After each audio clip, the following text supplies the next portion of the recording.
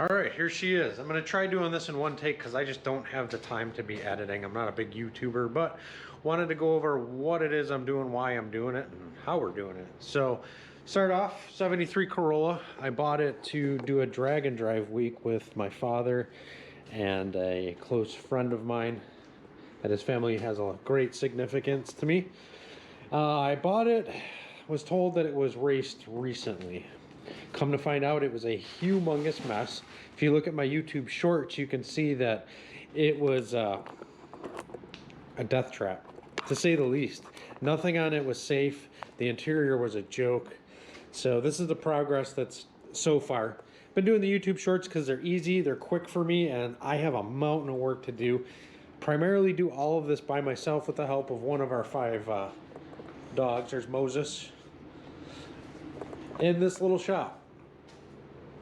So that's what I've been doing. So like I said, the shorts are a lot easier for me. But just wanted to let everybody know what's doing it. That's the why and what I'm doing it. How I'm doing it is I come from a motorsports background a long time ago, and I just putting my knowledge to that. It's been many, many years since I've done it last, because I pursued a career in animal rescue. So my normal job is I do disaster search and rescue for animals. We go into floodwaters, hurricanes, fires, anything you name it, we do it. So some more videos to come along. I have a older Toyota that's been through almost 20 major hurricanes in the storm. So that's another big thing that people don't know about Frank's Way Foundation, and what our true passion is we go in during the storm, not after. So my truck personally, with us in it, has been through, it's 20 or 21, I can't remember the exact count, but every natural disaster since 2017, Frank's Way Foundation's been there. We're a small group of people. It's a real small nonprofit, but we do some pretty cool stuff. I take my motorsports background into that. So I have a pretty cool Tacoma that we use for that. It's got almost 400,000 miles, but I'll be doing some videos of that down the road. So here it is. Let me go over the build real quick. It's a 73 Toyota Corolla. I was told it was back aft with ladder bars. It was a quarter-mile car with a rotary at one point, and then it had a 2JZ at another point when I bought it off Facebook Marketplace. I kind of got in over my head, and I really, really like the car. I think it's really cool, so it's going to happen regardless. But mocked up an LS motor. That's what's going to go in it. Reason being, I get a lot of hate for this, that it's not a rotary or a Toyota motor. In a drag and drive event, you have to pull a trailer off the parachute mount to each event. This will not get trailered. It'll get driven from event to event. So it ends up being, I think the Florida one is a little over 800 miles that this car needs to see on the road. With that being said, driver, co-driver, and I think you can have another co-driver, are you have to do all the work yourself. You can't have a race team with you. You can't, it's all got to be done on the side of the road. That's what kind of makes the experience what it is. So this is the car we picked. It's very, very, very light, very small car. 2 seats only, and those barely fit. So just to run down the list real quick, I bought it as a roller. The wiring was absolutely trash. Fire hazards just everywhere. The braking system was not adequate at all. I mean, they had compression fittings on stuff from like your household Home Depot, Lowe's type stuff. So what I did was, these are aerospace components. These are the brakes that this car needs to obtain the speeds that it's going to do. It had a cage in it. The cage was cut out because it failed. They used black pipe, again, from Home Depot or something like that. Steering column, that's another short. They hacked it apart. It had one bearing in it, so it was flopping all over the place. The back half part of it. So the back half frame that they put in was 3/4 of an inch out of square. So, which made all kinds of problems. Still working on a couple of the bugs with that. The ladder bar suspension, they had non-Heim joint, so everything was locked. The rear end wouldn't even move. It would just bend everything is what it did, and that's why that had to get replaced. I have piles and piles and piles of parts. Like literally, I would have been much better off to buy a car that was not even touched and do what I'm doing. So Ended up wanting it to be a 2-month project. That's why I bought a pre-made, or a former race car, should I say.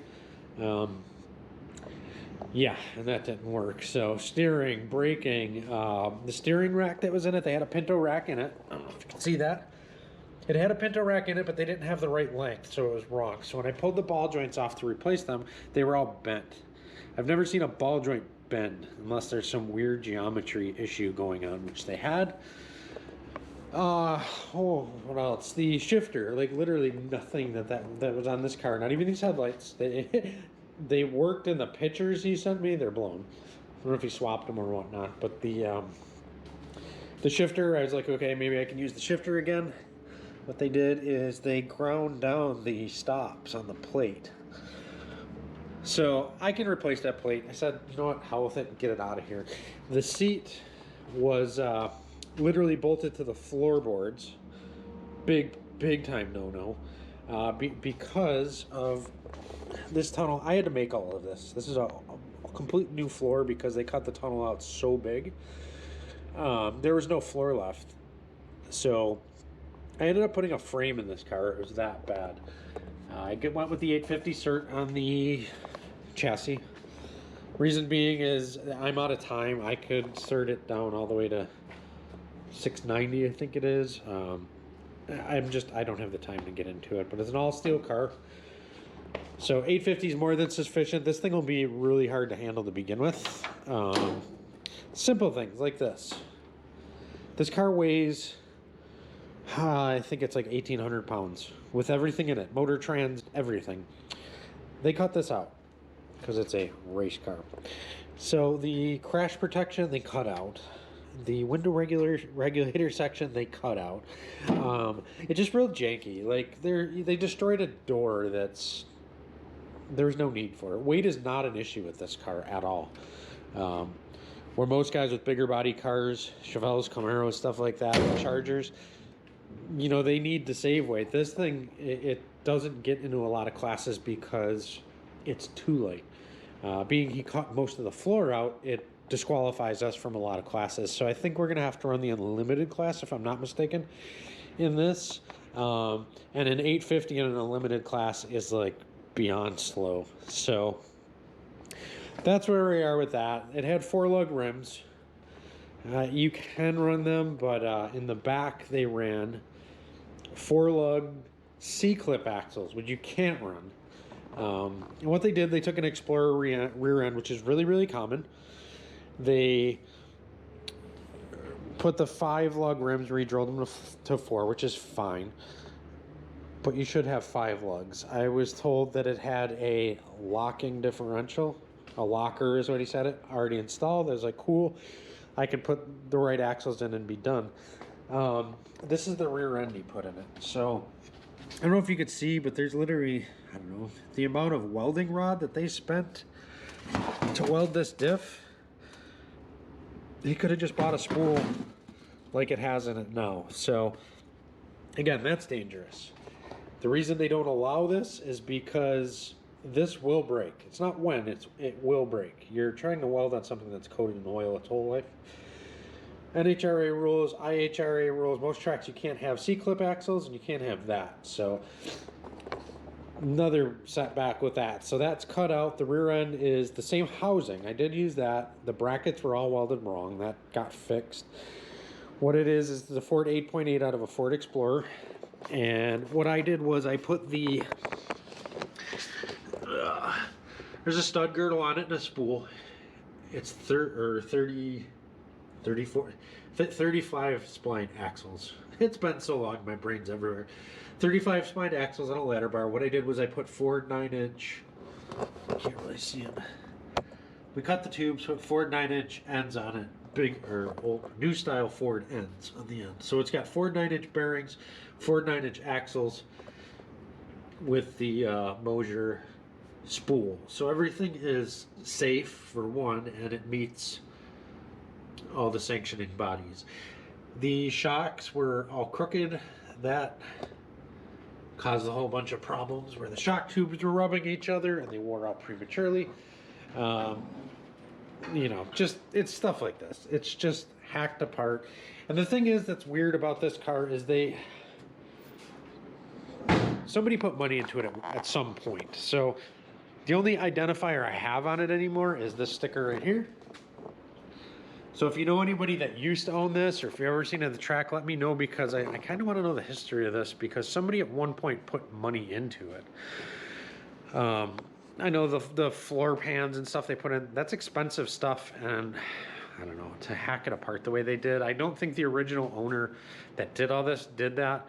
Just passing hands, and the guy I got it from did all that. I mean, here's another prime example. So this is an aluminum racing dash. It's nothing crazy. They're still a couple $100. So you can see it had gauges at one point. You know, he put blanks over it. I don't know what this hole is. I have no idea, but whatever. But this, he knocked a hole out from the inside, made all this jagged metal here. It looks trashy. So we're gonna change all that. I want to make it safe. My biggest fear, I can care less about the car.